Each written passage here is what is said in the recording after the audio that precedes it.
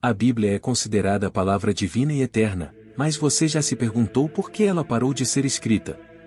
Por que novos textos sagrados não são adicionados mesmo em tempos modernos?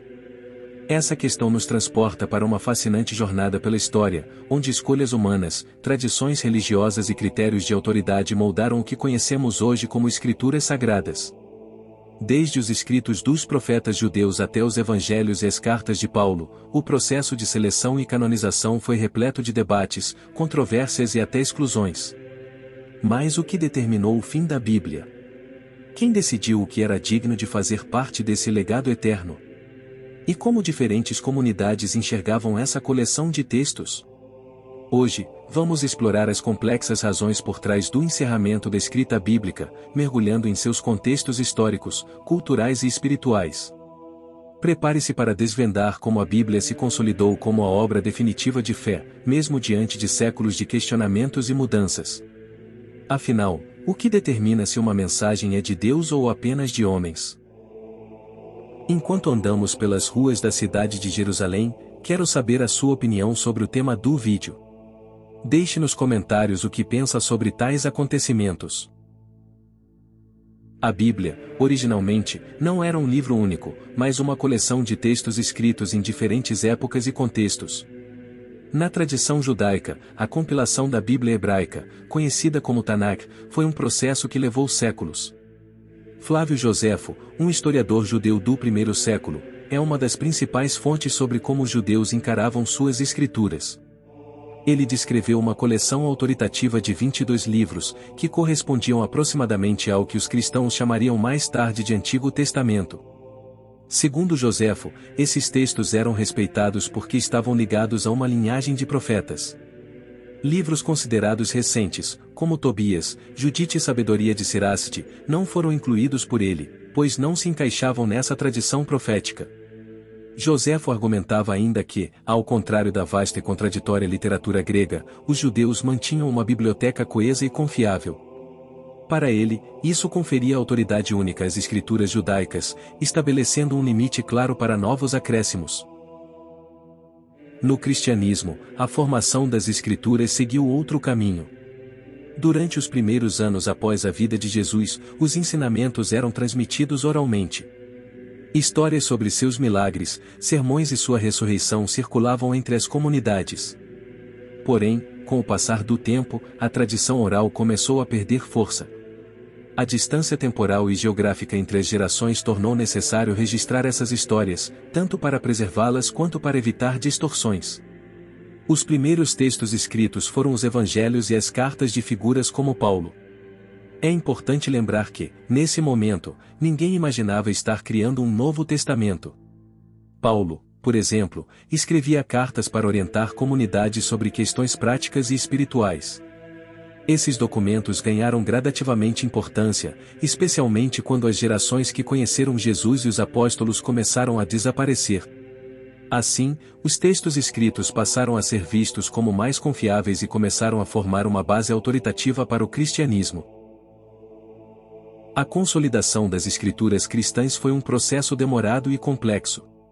No século IV, o bispo Eusébio de Cesareia foi encarregado pelo imperador Constantino de produzir 50 volumes com os textos mais importantes da tradição cristã. Contudo, nessa época, não havia consenso sobre quais livros deveriam ser incluídos. Alguns textos, como os evangelhos e as cartas de Paulo, já eram amplamente aceitos. Outros, como o Apocalipse de João e a Carta aos Hebreus, eram motivo de intensos debates. Além disso, circulavam textos que hoje chamamos de apócrifos, como o Evangelho de Pedro, o Pastor de Hermas e a Carta de Barnabé.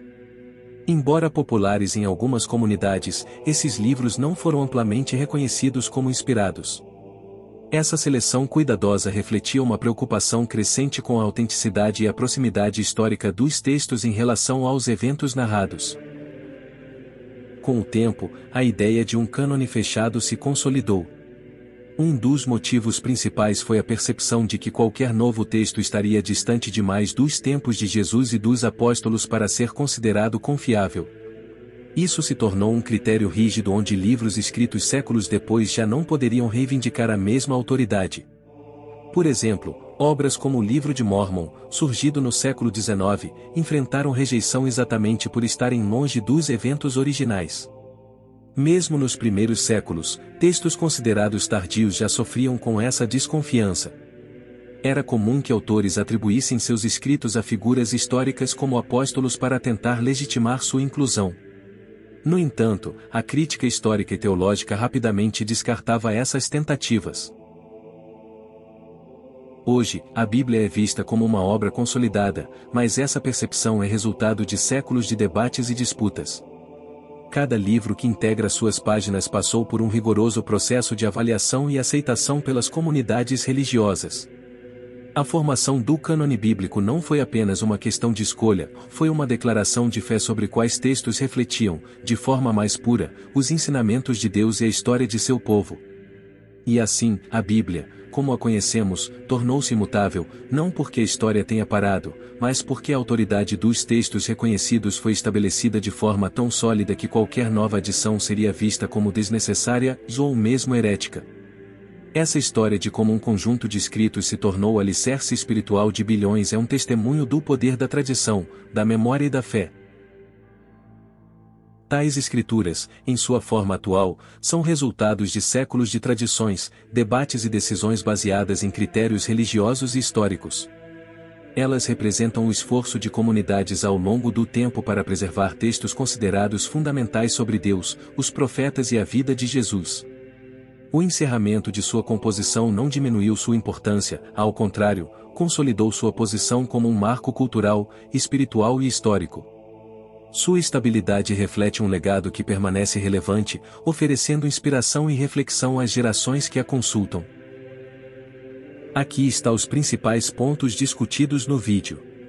A Bíblia como uma coleção de textos sagrados, não um único livro desde sua origem. A Bíblia não foi sempre um livro consolidado, mas um conjunto de textos reunidos ao longo do tempo, com critérios variados moldando sua formação.